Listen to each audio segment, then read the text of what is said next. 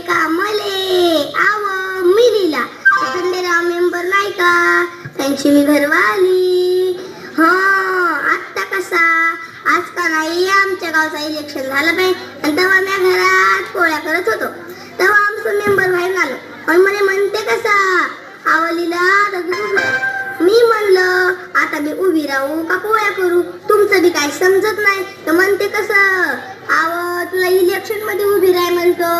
आता सरपंचासाठी बाईची seat rakhi Y आव सरपंच होशी न राहिले बाई मी उभी आणि निवडून बी आली त्या गाववाल्यानं मग अशी वरात काढली होती अहो ते मिरवणूक नाही म्हणत का थेंब अहो सर लाईव्ह केलं होतं गुलालानं आमचा मेंबर तर लय बसत होतं बाई तसं काय तोच सरपंच झालाय बाई कोण्या पदावर आली की नवऱ्याला वाटतेच की आपणच पदावर आहो तेच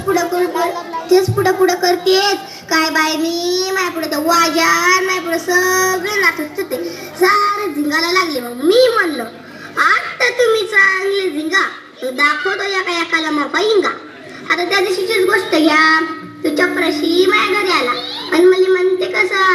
ग्रामपंचायतचे व्हिडिओ साहेब आले ते सरपंच आले बोलवते उठले हे लागले रस्त्यानं मी म्हणला थांबा ते सरपंच आले बोलवते तुम्ही का सरपंच आहात तर म्हणते कसं तू का बोलशील त्या माणसासमोर तुले काही समजते मले का समजते बाई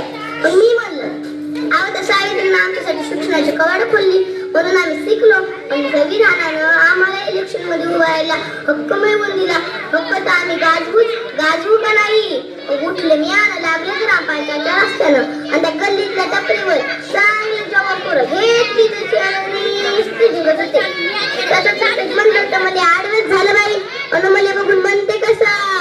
अरे बापा नशीब आपलं उद्यान झोपलं जीवाची फजिती ऐका जीवाची फजिती ऐका या मर्दाने किंमत आहे का या सरपंच झाल्यात बायका या मर्दाने किंमत आहे का या सरपंच झाल्यात बायका सकाळी उलटा दोस्ताला भेटताना देशीची कॉटरी लावता सकाळी उठता दोस्ताला भेटता देशीची कॉटरी लावता गलीनं फिरता नालीनं लोळताना फुकटच्या बढाया मारता बाई लय उशीर झाला का? धन्यवाद.